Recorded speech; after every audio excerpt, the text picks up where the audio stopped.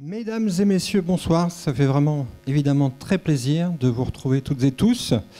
Alors, c'est ce soir l'ouverture de la 15e saison de l'Université populaire Arts, Littérature et Cinéma. Donc 15e, c'est quand même vraiment beaucoup. On a démarré en 2010. À ce moment-là, on ne savait pas forcément si ça allait marcher. Et surtout, on ne pensait pas que ça durerait aussi longtemps. Alors, pour vous donner quand même un chiffre qui est un chiffre éminemment symbolique, le 16 janvier 2025, nous vous proposerons la 1000e Unipop.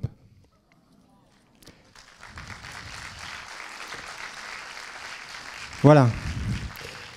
Et ça sera avec Thierry Frémaux, donc le délégué général du Festival de Cannes, qui est aussi directeur de l'Institut Lumière, qui viendra présenter un nouveau programme, enfin un programme restauré, commenté, des Frères Lumière, des films des Frères Lumière. Voilà.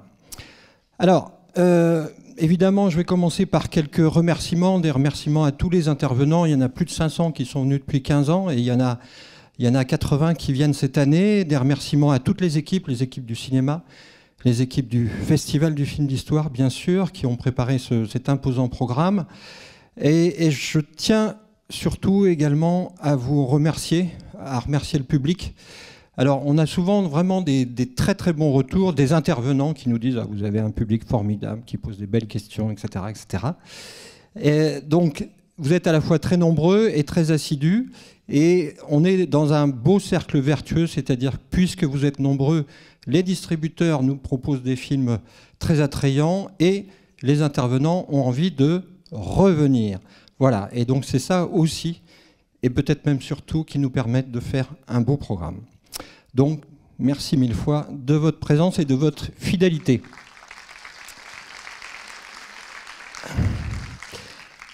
Alors, ce que j'ajouterais, bien sûr, c'est que ce soir, c'est aussi l'ouverture de la 4e saison de l'université de l'Université populaire de Ville-en-Ville. Quand une partie de l'équipe de Pessac revient de Cannes, donc aux alentours de la fin du mois de mai, on commence à réfléchir aux films qu'on va vous proposer, et particulièrement les films de la rentrée, de septembre, d'octobre, novembre, les avant-premières, et bien sûr le film d'ouverture de la saison. Et on se dit qu'on va essayer de proposer le meilleur, tout simplement. Et des fois c'est compliqué parce que le film ne sort pas à la date qu'on voudrait, le réalisateur ou la réalisatrice n'est pas disponible à la date en question. Et donc parmi tous les films de Cannes, il y avait quand même un film, on va dire 2-3 films, mais particulièrement le film de ce soir, qui sortait du lot. Vous avez sans doute vu que le film a reçu le prix spécial du jury, qu'il a reçu le prix de la presse internationale, qu'il a également reçu le prix des cinémas Raisset, et je salue mon collègue Nicolas Milesi, qui était président de ce jury et qui a eu le bon goût de choisir Les Graines du figuier sauvage. Enfin voilà, on s'est dit que Les Graines du figuier sauvage, ça pouvait justement être le film d'ouverture. Sauf que, comme vous le savez, le cinéaste est iranien, qu'il s'est exilé en Allemagne, et que sur le papier, c'est quand même pas le cinéaste le plus facile à contacter et à inviter à Pessac. On a quand même essayé auprès de la Société Pyramide, et la Société Pyramide a répondu oui. Donc nous serons ce soir en direct avec Mohamed Rassoulov, qui est à Paris, à l'UGC Ciné-Cité Les Halles, qui fait quelques débats, dont celui de ce soir, et on est vraiment ravis de pouvoir vous le présenter. Et pouvoir le discuter avec lui, échanger avec lui. Il a tout concentré sur les 3 jours qui viennent de s'écouler, et ça sera sa dernière interview, ça sera ici ce soir. Enfin, ici et à Paris en même temps. Alors, Rassoulov, on a déjà beaucoup programmé ses films, notamment Au revoir, notamment Un homme intègre, notamment Le diable n'existe pas. Et il a une histoire incroyable. Je vais en donner quelques éléments. C'est un grand cinéaste, il a été récompensé dans les plus grands festivals, notamment à Berlin et à Cannes, bien sûr. Il a été condamné 3 fois dans son pays depuis 2009. La première condamnation, c'était une condamnation à ne pas sortir du territoire iranien. La deuxième condamnation, c'était le fait de ne plus pouvoir tourné de film. Et la troisième condamnation, c'était le fait d'avoir une peine de prison d'au moins 8 ans. Donc il va nous expliquer comment finalement il est sorti de prison, comment finalement il a tourné un film et comment finalement il est sorti de son pays. Et il répondra à toutes vos questions. Voilà, bonne séance et à tout à l'heure. Merci de votre fidélité.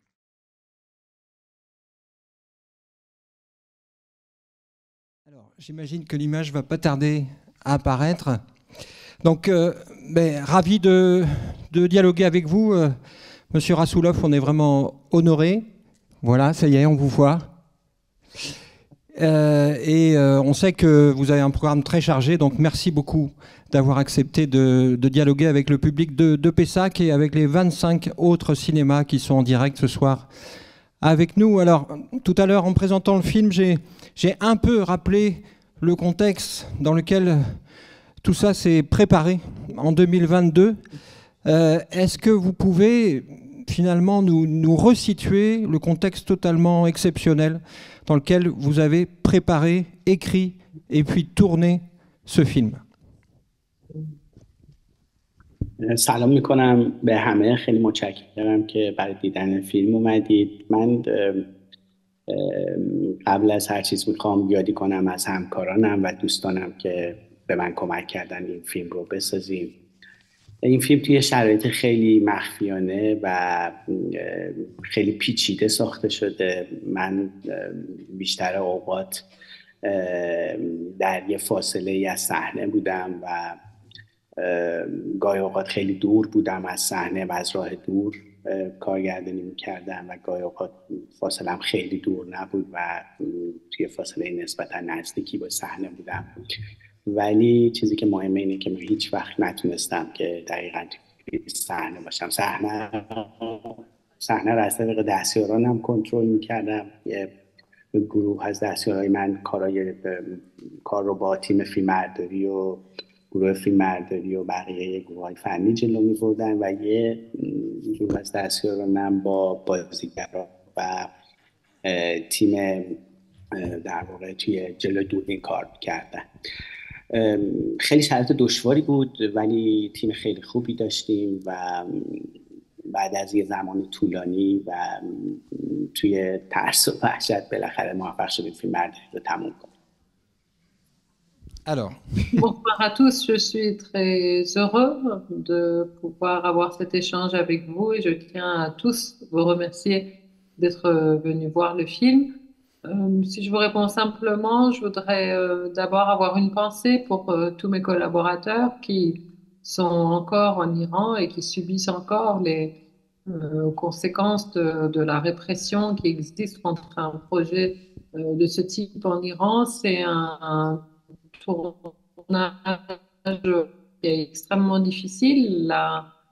La raison principale, simplement d'organisation, c'est que je ne pouvais jamais être présent sur le plateau.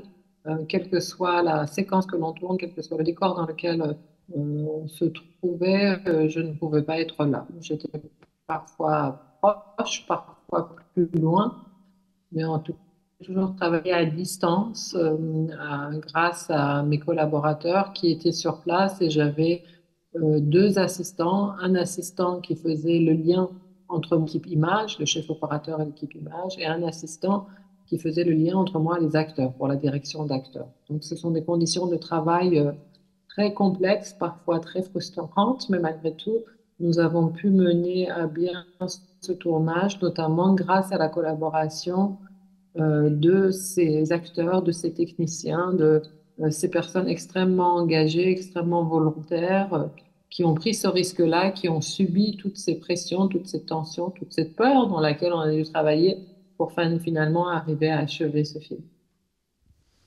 Alors, vous avez préparé ce film en 2022, commencé à préparer, c'est justement au moment du début des manifestations Femmes, Vie, Liberté, suite à la mort de Masha Amini. Comment vous avez réagi face à la vigueur et à l'ampleur de ces manifestations? Comment vous les avez perçues, sachant que vous étiez en prison à ce moment-là?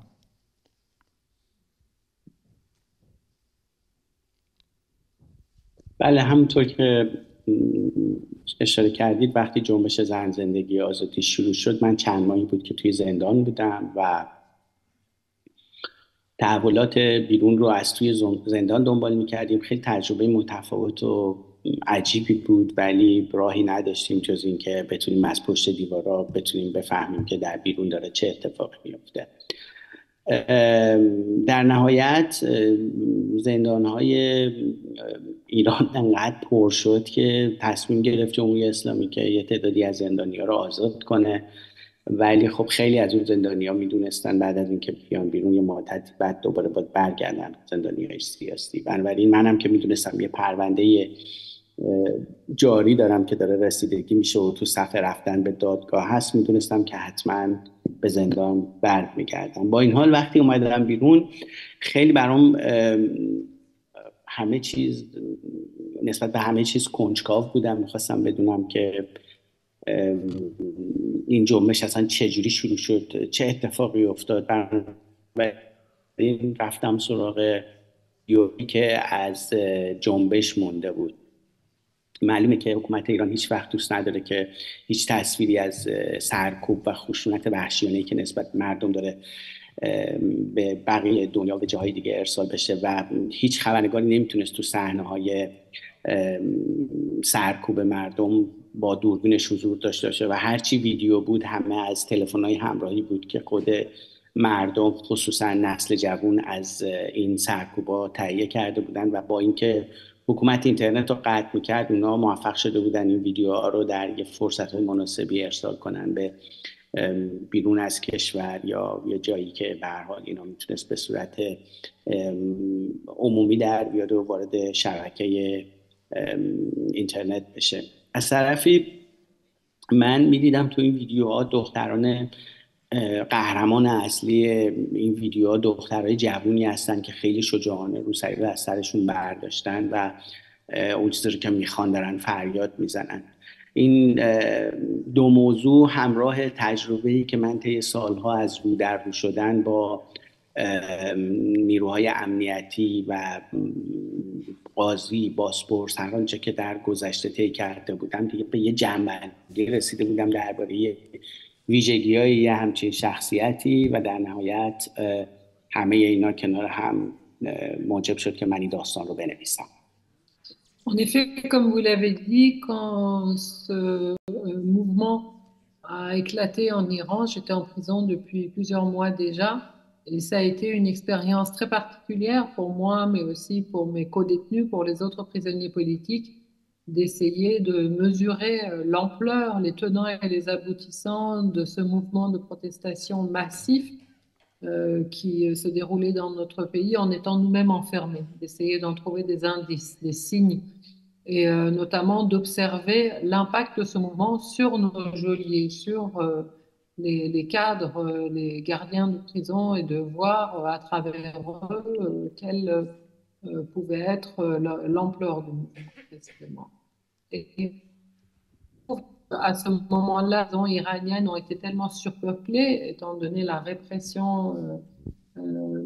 sévère que le régime iranien a montré face à ces protestations, qu'à un moment, il y a eu une sorte d'amnistie générale et les prisonniers sont sortis, même si la plupart des prisonniers politiques, dont moi-même, savions que nous allions très vite être de nouveau arrêtés. Pour moi, d'autant plus que je savais qu'il y avait une autre affaire en cours, bien plus importante, qui allait me valoir une peine de prison. Pour autant, dès que je suis sortie, j'ai été extrêmement curieux, assoiffé d'informations plus précises sur le mouvement qui avait eu lieu, et donc je me suis procuré aussi vite que possible toutes les images que je pouvais. Évidemment, le régime iranien ne laisse aucune image officielle, aucun média, aucun journaliste essayer de capter quelque chose de ce qui s'était produit dans la rue et de la répression féroce qu'avait rencontré ce mouvement. Et c'était simplement les manifestants eux-mêmes qui, avec leur téléphone portable, avaient su immortaliser ce mouvement et le rendre public, le faire même sortir des frontières de l'Iran. Et c'est ça en soi aussi, c'est un phénomène très intéressant d'observer la façon dont ces téléphones étaient devenus les moyens de communication de cette jeunesse qui avait engendré ce mouvement et comment ils avaient pu, là aussi, malgré toutes les restrictions, toutes les suspensions d'Internet que l'État n'a pas hésité à mettre en place, faire sortir ces images et les rendre publiques à l'échelle mondiale. Et ces images-là, moi aussi, j'en ai pris connaissance. J'ai été extrêmement marquée par elles et notamment par la violence que cette jeunesse avait subie. Et cela m'a incité à aller à la rencontre de ces héroïnes, de ces toutes jeunes filles que l'on voyait dans ces images avec courage, enlever leur voile, avec une détermination et une audace inimaginable, réclamer leurs droits, exprimer leurs désirs. Ça a été vraiment la découverte pour moi d'une nouvelle génération de femmes très déterminées à obtenir leurs droits et à vivre la vie qu'elles souhaitaient. Donc, je suis allée à leur rencontre et ça a été la combinaison de tous ces aspects, la rencontre de cette génération, l'importance de ces images, de ce monde digital qui a permis à la fois de capturer ces images, mais aussi de les rendre publiques, et la connaissance que j'avais, moi, de ces personnes que j'avais côtoyées pendant 15 années d'interpellation, d'interrogation, d'emprisonnement, de fréquentation des tribunaux et des prisons. J'avais longuement observé toutes ces personnes qui sont les rouages de, de ce système de répression et de censure. Donc ça a été en quelque sorte les trois volets, les trois aspects qui m'ont permis de construire cette histoire et qui ont suscité en moi le désir de rapidement tourner un film de ce type. Alors, merci. Je vais poser une ou deux questions et surtout, je vais par la suite passer évidemment le micro à la salle et aux autres salles qui pourront poser des questions par SMS et que je transmettrai. Juste un mot. Alors, bien sûr, vous avez intégré une partie de ces films qui ont été captés par les téléphones portables, mais vous avez aussi fait un grand film de cinéma. Et notamment, c'est assez incroyable quand on y pense, puisque vous l'avez tourné dans des conditions clandestines, et vous l'aviez déjà fait avant pour le film précédent. Donc on imagine que vous deviez être surveillé. Comment vous avez pu constituer votre casting? Parce que j'imagine que pour les personnes qui sont filmées et qui sont donc à l'image, c'était une prise de risque très importante. بله همینطوره و واقعا فشار خیلی زیادی بود، وحشت خیلی زیادی بود و هر آن ممکن بود ما دستگیر شیم به مجرد اینکه شناسایی شیم. به هر حال ما تمام تلاشمون رو کرده بودیم که کسی از پروژه ما مطلع نشه، فقط همون گروه سازنده اینو بدونن و با این حال همیشه این خطر وجود داشت که یک لحظه شناسایی بشیم. درباره انتخاب بازیگرا باید بگم که بعد از جنبش زن زندگی آزادی یه اتفاق خیلی جالبی تو سینمای ایران افتاد و خیلی از بازیگرا، خصوصا بازیگرای زن، تصمیم گرفتن که با مردم همدلی کنن و همراهی کنن و بسیاری از هنرپیشه‌ها در راستای این همدلی تصمیم گرفتن که حجاب اختیاری انتخاب کنن و بنابراین روسریاشون رو جلوی ویدیوهایی که از خودشون میگرفتن در می‌آوردن و اعلام میکردن که همراه مردم هستن. خیلی از این بازیگرها همون موقع به زندان افتادن، پرونده‌های قضایی براشون درست شد، هزینه خیلی زیادی بابت این همراهی با مردم دادن، اما یک فضایی به وجود اومد که دیگه هر کسی باید روشن میکرد درباره حجاب و پوشش چه فکری داره. بنابراین وقتی که جنبش یه قدری فرو نشست، این به من کمک میکرد که بتونم بفهمم که چه کسانی از بازیگرها احتمالاً میتونن پروژه ما رو همراهی کنن، چون از نظر فکری معلوم بود که شهامت اینو داشتن که اونایی که روسری رو از سر برداشته بودن مشخص بود این شهامت داشتن که و دارن که توی همچی فیلمی بازی کنن. اینطوری بود که ما به سهیلا گلستانی بازیگر نقش مادر رسیدیم. او خیلی شجاعه و در زمان جنبش زن زندگی آزادی هم به دلیل ساخته ویدیو به زندان افتاده بود بنابراین وقتی باش مذاکره رو شروع کردیم و فیلمنامه رو خوند علاقمند شد که این همکاری شکل بگیره.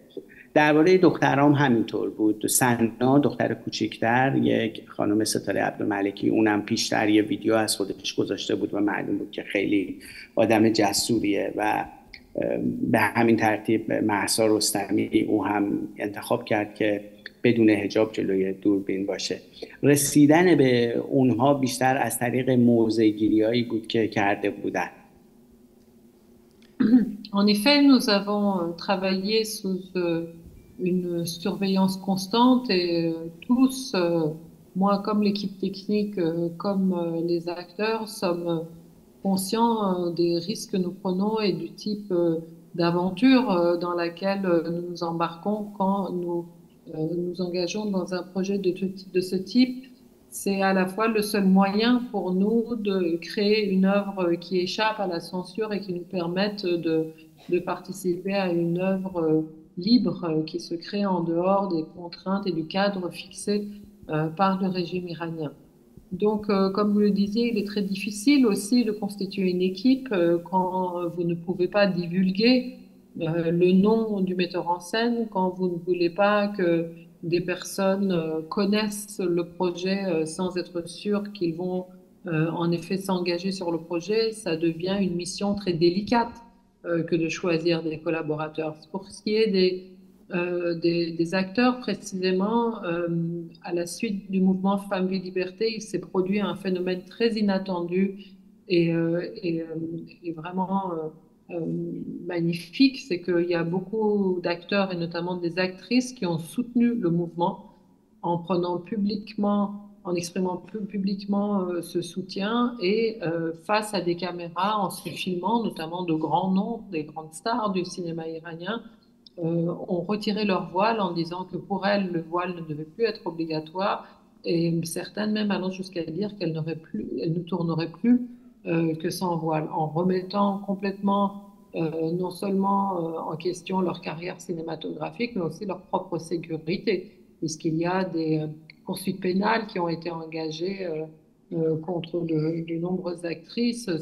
Certaines ont été emprisonnées dans le courant du mouvement Femmes, Vie, Liberté. Elles ont fait preuve d'une audace et d'un engagement sans précédent dans l'histoire récente de l'Iran. Et donc, cette situation-là a ouvert une certaine porte pour quelqu'un comme moi qui travaille sur des projets clandestins, puisque la première tâche, la plus ardue souvent, est de vous assurer des positionnements des personnes avant de les approcher, de vous assurer qu'ils partagent les mêmes idéaux, les mêmes visions que vous. Et à partir du moment où j'ai vu ces femmes-là qui d'emblée se présentaient devant la caméra tête nue et affichaient leur souhait de tourner dans des films sans voile, je savais qu'au moins sur ce point-là, nous étions sur un terrain d'accord. Ça a été ainsi que nous avons pu aborder Soheila Rostami, l'actrice qui incarne la mère, qui se trouve elle-même être une grande figure du mouvement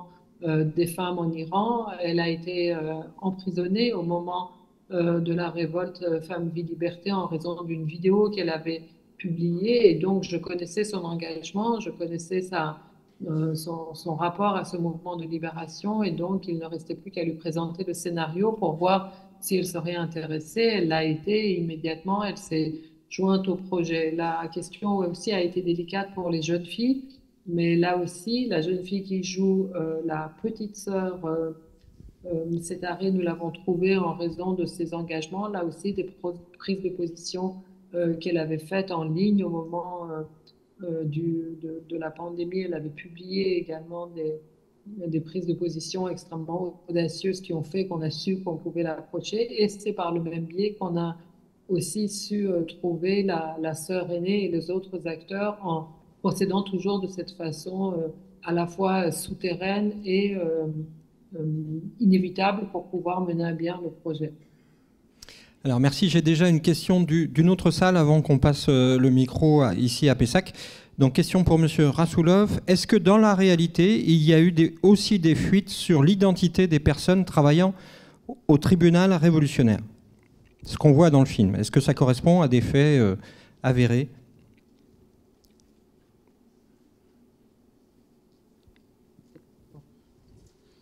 بله بله، این اتفاق موقعی که من توی زندان بودم افتاد و دو تا اتفاق کاملا از توی واقعیت اومده. یکی این که یه بازپرس حاضر نشده بود و یه حکم اعدام رو امضا کنه و از کار برکنار شد، در واقع کیفر خواسته یه حکم اعدام رو امضا کنه. و یه اتفاق دیگه هم این بود که بسیاری از این آدما توسط مردم شناسایی می شدن و اطلاعاتشون رو توی اینترنت میذاشتن و به بقیه اطلاع میدادن کیا دارن با حکومت همکاری میکنن. Oui, en effet, il y a deux des faits qui sont décrits dans le film qui sont très directement empruntés de la réalité. Et les deux se sont produits lorsque moi-même j'étais en prison. Le premier, c'est cette figure d'inspecteur, de juge d'instruction qui refuse de signer une inculpation pour une exécution et qui est congédié en raison de ce refus, comme on le voit dans le film, ce qui vaut la promotion du personnage d'Iman. Et l'autre fait, c'est en effet celui relevé par votre spectateur. Il y a en effet certains de ces inspecteurs, certains de ces personnes appartenant aux autorités judiciaires dont l'identité et les informations ont été mises en ligne, ont été rendues publiques et donc qui ont fait l'objet de la vindicte populaire. Alors, une question dans la salle, ici à Pessac. Oui. Ça arrive.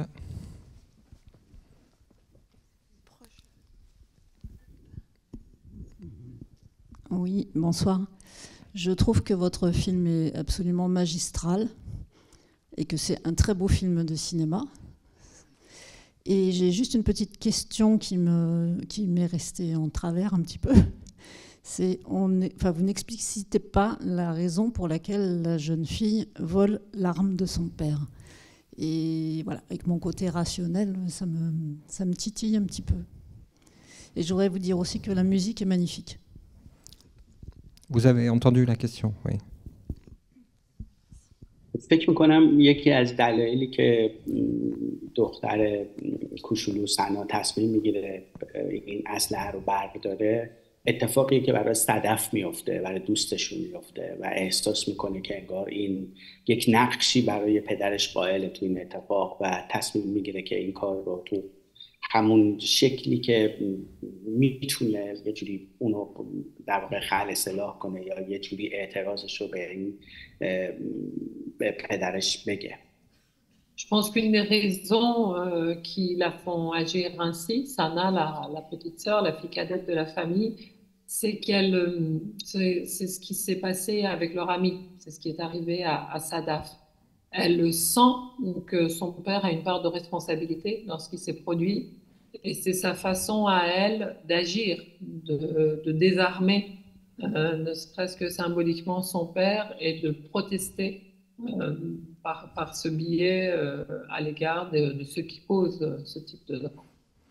Est-ce que, pour prolonger cette question, finalement, la logique du film, c'est la logique aussi des manifestations, c'est-à-dire que c'est la plus jeune qui est la plus courageuse?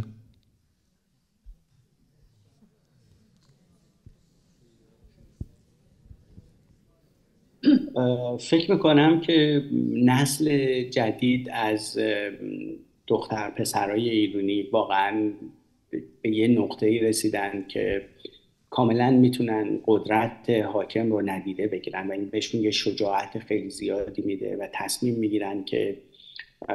گرفتن که یه جوری خودشون باشن و این هویتی که برای سالها تلاش میکرد حکومت ازشون بگیره و تبدیلشون کنه به اون چیزی که ارزش‌های مسلطی که جامعه سنتی یا در واقع حکومت ازشون میخواست خودشون رو تو اون ارزش‌ها تعریف کنن. اونها از طریق این جهان شبکه‌ای و این ارتباطاتی که از طریق اینترنت و از طریق دستگاه‌های تلفن همراه براشون به وجود اومده بهشون این شجاعت و همدلی و یکدلی رو داده بود که کاملا تلاش کنن خواسته هاشون رو بیان کنن و جلوی این در واقع خشونت وحشیانه‌ای که حکومت میکرد بیستن و این واقعا تو ویدیوهای مستند هست و خیلی شگفت انگیزه. مثل اینکه یه جوری این موضوع با عزت نفسشون در ارتباطه، انگار وقتی عزت نفسشون رو هدف گرفتن دیگه براشون مهم نیست بعدش چه اتفاقی میفته.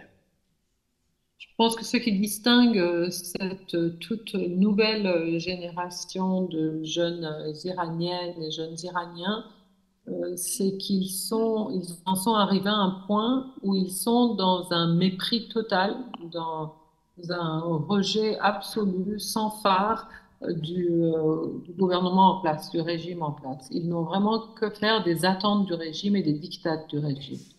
Ils revendiquent leur identité, cette identité que pendant des décennies, le système en place a essayé d'altérer, de modifier, à laquelle il a essayé d'imposer ses propres valeurs, sa propre façon d'être. Cette génération-là n'en a vraiment rien à faire et affirme avec une détermination, une audace et une témérité absolument époustouflantes son identité parce qu'il en va de sa dignité. Et une fois que c'est de leur dignité qu'il s'agit, ils n'ont aucune peur d'affirmer ce qu'ils sont et de prendre tous les risques, même quand ils sont confrontés à la violence sans borne et sauvage des autorités. Et c'est vraiment ce dont témoignent toutes ces vidéos qui sont déchirantes à ce titre-là. Alors, une question d'un spectateur d'une autre salle. Quelle peut être l'intervention de l'Union européenne ou de la France pour soutenir des cinéastes comme vous et plus largement pour soutenir la population iranienne?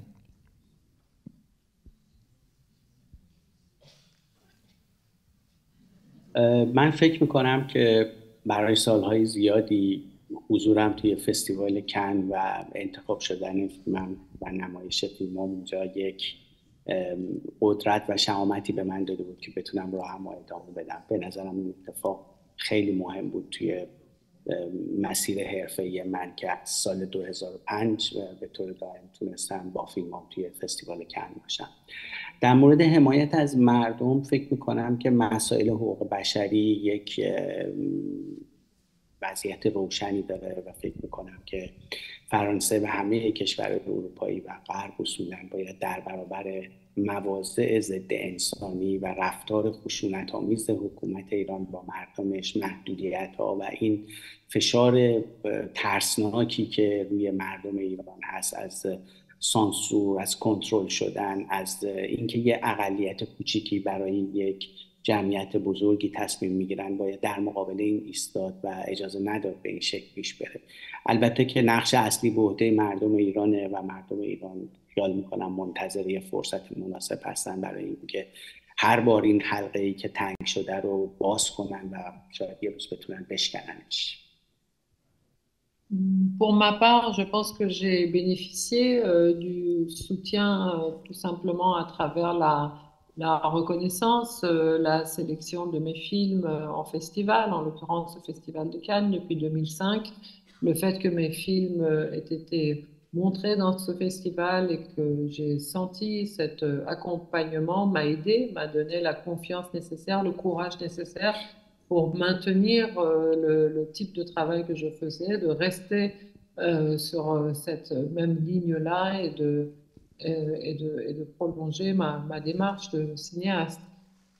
À une échelle plus importante, celle du peuple iranien, je pense que la question des droits de l'homme est la question à prendre en considération plutôt que n'importe quel autre dans les relations qui s'établissent entre les États. Et la censure, toutes les limitations, toutes les restrictions, cette surveillance, cette violence sans borne qu'exerce le régime iranien sur son peuple, le fait que ce soit une toute petite minorité qui régisse le système et qui impose un mode d'être et de vivre et de faire à la grande majorité du peuple iranien qui est opposé est quelque chose contre quoi il faut s'élever. L'Occident tout entier devrait s'élever. Mais bien sûr, le sort du peuple iranien est avant tout entre ses propres mains. Et je pense que les Iraniens eux-mêmes ont tout à fait conscience de cet enjeu-là et ils attendent simplement le moment juste, le moment opportun pour pouvoir renverser cette situation. Alors, une question d'un autre spectateur plus précise sur le film. Pouvez-vous nous parler du décor incroyablement expressionniste de la dernière séquence? Comment l'avez-vous choisi? Et pourquoi, bien sûr?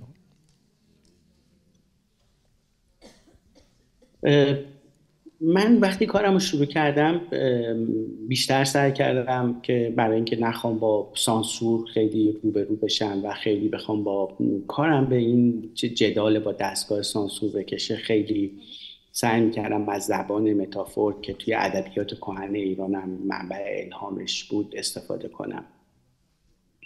ولی بعد از چند تا فیلم احساس کردم که استفاده از متافور بر من یه مقداری ناشی از یک ترسه و انگار یه قسمتی از خودم رو حذف میکنم موقعی که دارم تلاش میکنم داستانا رو به شکل متافوریک بگم. بعداً شروع کردم داستانامو خیلی مستقیم و بدون اینکه بخوام از زبان سمبول یا متافور استفاده کنم شروع کردم مستقیم داستانامو تعریف کردم. ولی وقتی که مطمئن شدم که الان اگه میخوام از متافور استفاده کنم فقط یک جنبه زیبایی شناسی داره، کم کم احساس کردم میتونم یه راهی بین داستانایی که مستقیم هستن و توی لایه‌های دیگرشون یه متافوری وجود داره استفاده کنم. فصل پایانی این فیلم بر من یه نگاهی به تاریخ معاصر ایرانه. اون ویرانه به نظرم انگار شبیه یک ایران ویرانه که هنوز زیبایی خودشو داره و اونجا این قدرت مرد سالار انگار موهای این زن رو تو دستش گرفته و به وسیله فشار آوردن به زنها و مسئله بدن زن اینو میکشه رو زمین و این لحظه بر من واقعا یک نگاه تاریخی به جدال بین سنت و مدرنیته توی ایران هست و اون روستا برای من یک تصویر خلاصه شده ای از تاریخ معاصر ایران. Lorsque j'ai commencé à faire du cinéma, inspiré par la littérature classique iranienne, j'avais volontiers recours à des métaphores, à des paraboles. C'était un choix d'expression, de style auquel je donnais libre cours dans les premiers films que je faisais. Et puis petit à petit, j'ai eu l'impression qu'il ne s'agissait pas seulement d'un choix stylistique, mais qu'il y avait sans doute aussi une crainte que c'était la meilleure façon pour moi d'éviter d'avoir maille à partir avec la censure et qu'en quelque sorte, il y avait un peu un déni de mes préoccupations, de ce que j'aurais voulu exprimer naturellement, une sorte d'autocensure intégrée à travers ce choix-là. Et donc, j'ai décidé d'opérer une sorte de revirement dans mon cinéma et de passer à un cinéma beaucoup plus réaliste, beaucoup plus frontal, dans lequel je ne faisais plus de détours stylistiques. Une fois que je l'ai fait et que j'ai vu que ce n'était pas par crainte, mais que je continuais d'avoir un goût, de percevoir une certaine esthétique dans la métaphore, je me suis libérée d'un excès comme de l'autre et je me suis dit qu'il y avait un juste milieu à trouver. Et c'est un peu dans cette direction que j'avance désormais. Et dans ce film-ci, il y a les deux aspects, c'est-à-dire que d'une part, il y a en effet une fiction réaliste à charge dans laquelle je dénonce ce que j'ai à dénoncer, je donne à voir ce que je perçois dans la société qui m'entoure directement et frontalement, mais il y a aussi à l'intérieur de ce récit des dimensions métaphoriques, symboliques qui m'intéressent sur le plan esthétique et qui me permettent d'accéder à un autre niveau de lecture et d'aborder d'autres aspects au-delà de la littérarité du premier niveau du récit. Et à ce titre, cette dernière séquence à laquelle votre spectateur fait allusion est dans ce décor qui pour moi symbolise l'Iran, ses ruines, c'est l'état de mon pays aujourd'hui, en ruine, mais encore extrêmement belle. C'est un pays qui reste magnifique malgré son état d'effondrement imminent. Et ce qui se passe dans ces ruines-là, c'est ce patriarcat, cet homme qui qui empoigne la chevelure de cette femme pour traîner son corps dans la poussière. C'est vraiment le combat incessant de la tradition et de la modernité et la façon dont le corps des femmes est devenu l'instrument de ce combat et de cette violence exercée par le régime patriarcal. Donc c'est ma façon à moi d'observer, d'analyser les 150 dernières années de l'histoire de mon pays. Alors, il y a une question à Pessac. Oui.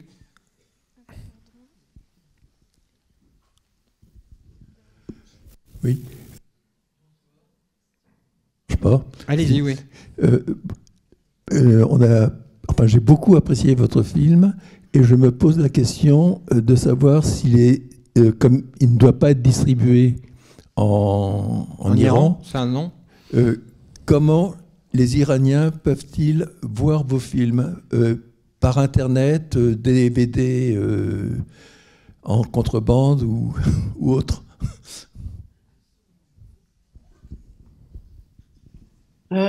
سال هاست که خیلی از فیلم ها، حتی فیلم های غیر ایرانی در ایران اجازه نمایش ندارن، ولی یه بازار سیاه زیرزمینی وسیع وجود داره که علاقمندان سینما فیلم های مورد علاقهشون رو پیدا میکنن.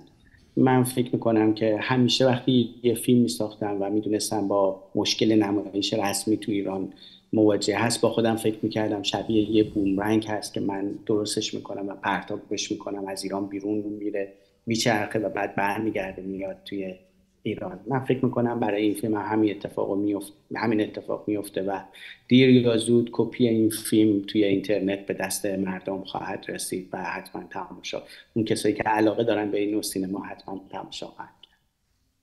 Cela fait des décennies que non seulement des films iraniens sont interdits, mais que les films étrangers aussi n'ont pas de visa d'exploitation, de droit d'être distribués en Iran. Et malgré tout, il y a un très vaste marché noir. Les Iraniens qui s'intéressent au cinéma arrivent très vite à accéder à tout type de cinéma mondial, et notamment à tous ces films iraniens interdits de sortie dans leur pays. Et moi, pendant toutes ces années, pour tous ces films que j'ai faits, j'avais toujours le sentiment que les films que je faisais, c'était des boomerangs que j'envoyais, qui partaient très loin, qui faisaient un tour et qui finissaient toujours par revenir et atterrir sur leur terre de destination et d'origine. Et je pense que ce ne sera pas différent pour ce film-ci. Très vite, il y aura des copies plus ou moins licites qui circuleront sur Internet et les Iraniens pourront le voir. Alors, une autre question d'un spectateur d'une autre salle. Comment avez-vous procédé pour le financement du film? Est-ce que les producteurs du film sont iraniens ou pas? Ou est-ce que c'est une coproduction? C'est coproduction. خب خیلی کار دشواری بود، برای اینکه من اصلا فکر نمی‌کردم هیچ وقت بشه این فیلم رو تموم کرد، برای اینکه احتمال خیلی زیادی وجود داشت که در مرحله فیلمبرداری همه ما دستگیر شیم و فیلم متوقف شه. بنابراین پیدا کردن یه شریک مالی کار آسونی نبود.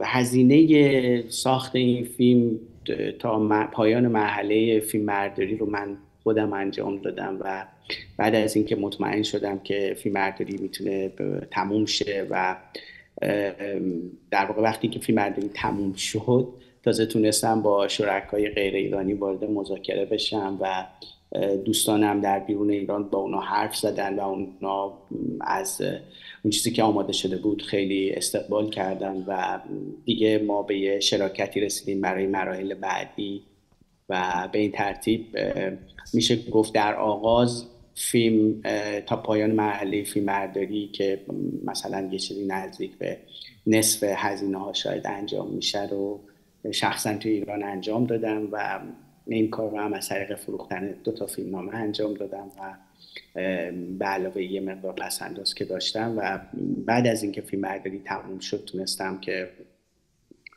با شرکای غیر ایرانی وارد مذاکره بشیم و به نتیجه برسونیم فیلم.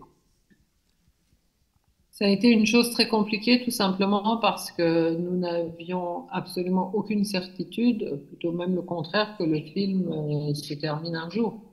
Nous allions tourner chaque jour en étant très préparé à ce qu'on soit arrêté, à ce que le film soit stoppé et qu'on n'aille pas au bout.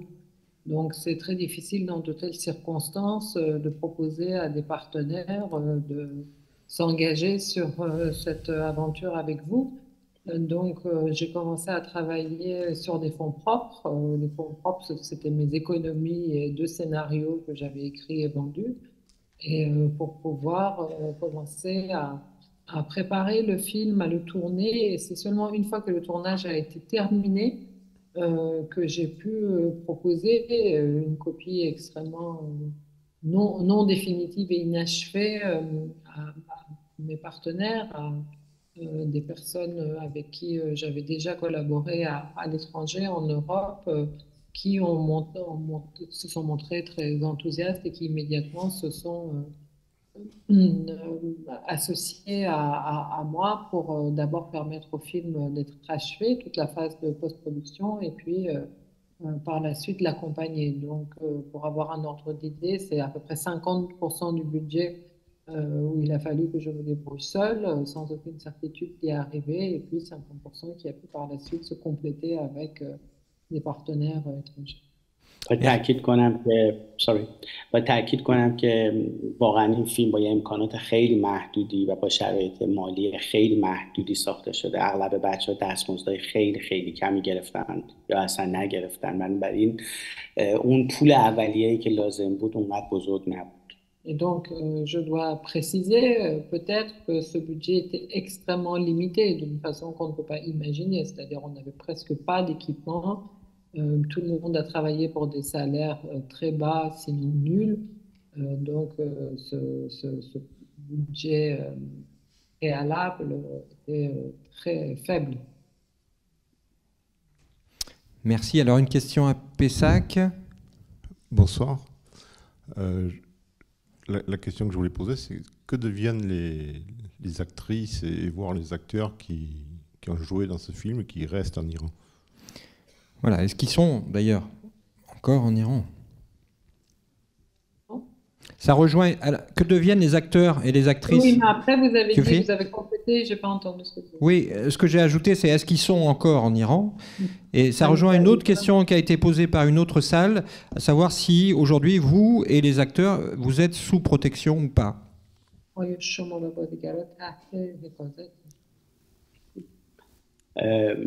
بازیگرا بعد از اینکه تقریبا فیلمبرداری تموم شد، یه چند وقتی که گذشت، ما احساس کردیم خبر ساخته شدن فیلم یه مقدار درز کرده بیرون و از بازیگرای فیلم من خواستم، خصوصا خانوما، که ایران رو ترک کنن. قبلا در این باره حرف زده بودیم و سهیلا گلستانی که نقش مادر رو بازی میکرد اصرار داشت که میخواد بمونه و مشکلی با فشارها نداره و فکر میکنم که واقعا هم در عمل خیلی خوب و شجاع ایستادگی کرد توی بازجویی‌ها.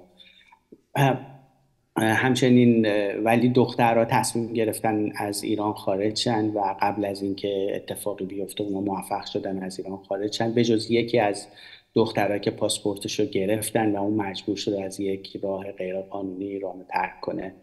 و در نهایت کل عوامل فیلم بعد از اینکه خبر حضور فیلم توی فستیوال کن منتشر شد زیر فشار خیلی زیادی قرار گرفتن برای یه دوره‌ای، ولی معمولاً جمهوری اسلامی این فشارها رو به عنوان یه شمشیر داموکلس بالای سر بچه‌ها و عوامل فیلم‌ها نگه می‌داره برای اینکه بقیه کارگردان‌ها در واقع به این فکر نیفتن که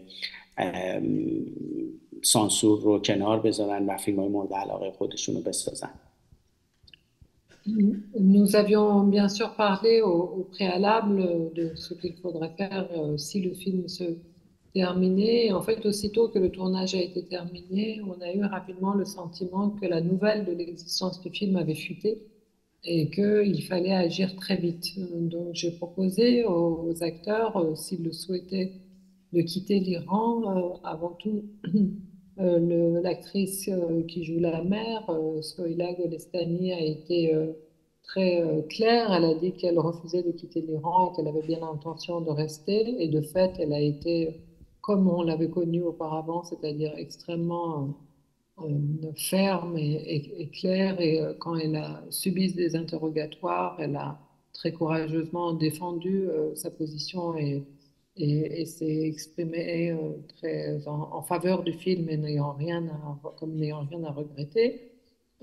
Les jeunes filles, toutes les trois, ont décidé de quitter l'Iran. Les deux premières ont dû partir et la troisième s'est fait confisquer son passeport à l'aéroport. Donc elle a dû fuir, partir clandestinement.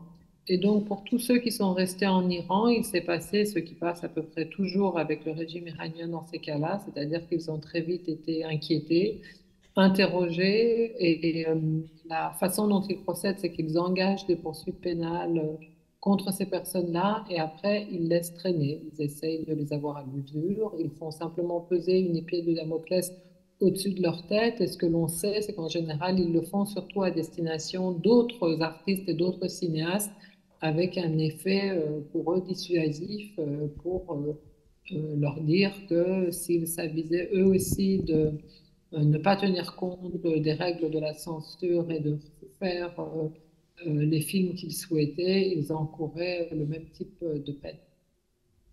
Alors, une dernière question qui vient d'une autre salle. Ce mouvement des femmes en 2022 a-t-il changé quelque chose pour la vie quotidienne des femmes, ou bien la répression a été la plus forte, même si des graines de figuier ont été semées?